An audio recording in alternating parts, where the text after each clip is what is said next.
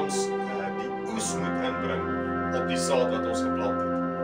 Nou 'n boer maak seker dat hy weet dit wat hy geplant het, hoe lank dit in die grond moet bly, en hy kyk dan en dan die volgende gebeur. Hy weet wanneer hy moet oes. So as hy weet wanneer hy moet oes, maak hy gereed daarvoor. Hy sorg dat hy werkers het om daai oes te kan inbring. Hy sorg dat hy weet waar hy dit moet verkoop of waar hy dit weer moet gebruik.